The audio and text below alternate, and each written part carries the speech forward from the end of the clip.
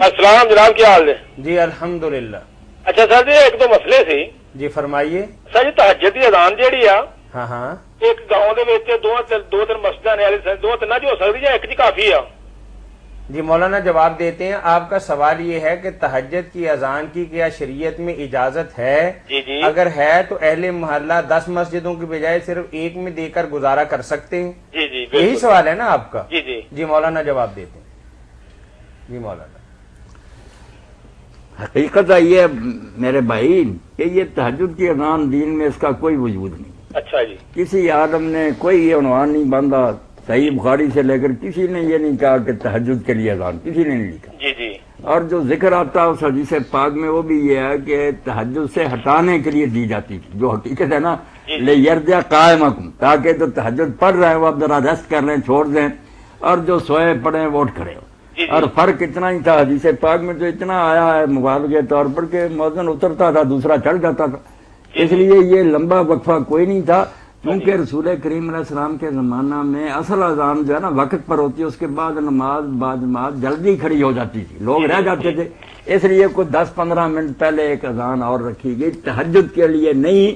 فجر کے لیے ایک اذان فجر ہونے سے تھوڑی دیر پہلے کہ لوگ اٹھ کھڑے ہوں، پھر عین وقت پر بھی اذان ہو جائے۔ اصل معاملہ تو ایسا ہی، جی جی تہجد جو پڑھتے تھے وہ شوق سے پہلے پڑھتے تھے، ان کو ہٹانے کے لیے لفظ یہ ہے کہ وہ باز آ جائیں اور سوئے اٹھ کھڑے ہو۔ جی جی اس لیے زیادہ تنگ نہ کریں لوگوں کو، تہجد جو پڑھنا چاہتا ہے شوق سے پڑھے، ورنہ اگر 2 اذانیں بھی دینی ہے نا، جیسے سیدنا عثمان رضی اللہ عنہ نے احتیاطاً 2 دلا دی، کیونکہ پہلے جمعہ کی اذان ایک ہی ہوتی تھی خطبہ کے شروع میں، انہوں نے دیکھا مدینہ ہو گیا بڑا، اب تو جب وہ اذان ہوتی ہے ممبر پر خطیب پر اتنے میں لوگوں کا خطبہ ہی رہ جاتا، تو ایک اذان تھوڑی دیر پہلے بڑھا دی۔ اسی طرح ہی رسول کریم علیہ السلام نے ہی فجر کے لیے 2 اذانیں رکھی، فجر کے لیے ایک تھوڑی دیر پہلے کہ لوگ تیار ہو رہے ہیں، دوسری آن وقت پر، اس کے بعد 2 سنتیں پڑھی اور جماعت کری ہو گئی۔ یہ اصل میں حقیقت ہے۔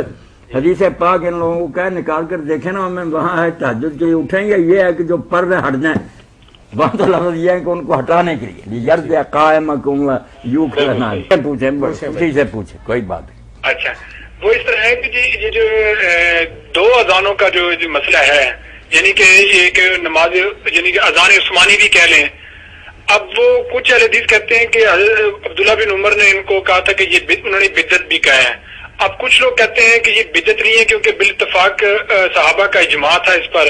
اس لیے جو اس نے 2 اذانیں ہونی چاہیے۔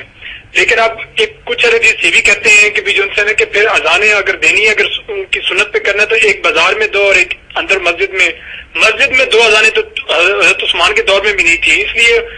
اب وہ ضرورت نہیں رہی بازار والی، اب ایک ہی اذان پہ ہوگا۔ اس کے مسئلے میں ذرا مجھے تھوڑا سا گائیڈ کر لائن کر دیں۔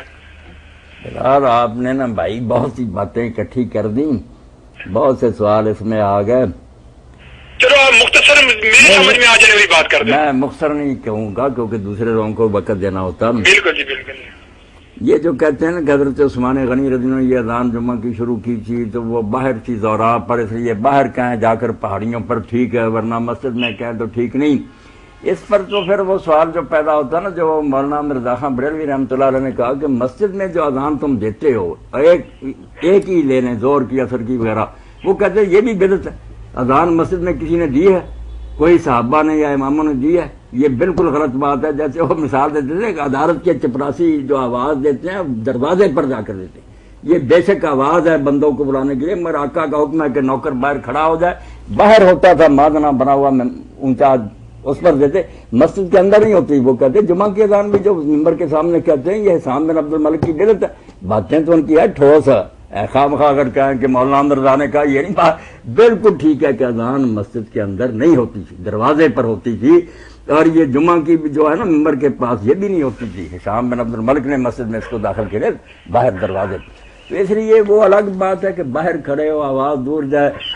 وہ مسئلہ الگ ہے، مگر یہ جو ہے نا کہ حضرت عثمان رضی کی اذان جو اس کو حضرت ابن عمر نے بدعت کہا، بالکل بدعت کہا، اور ابن حجر لکھتے ہیں اب بھی افریقہ کی طرف کئی لوگ ایسے ہیں جو ہے کہ اذان کہتے ہیں،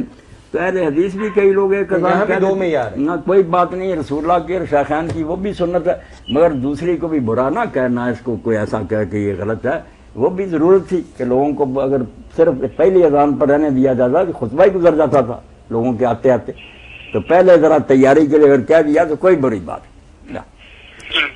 جی مہربانی شکریہ.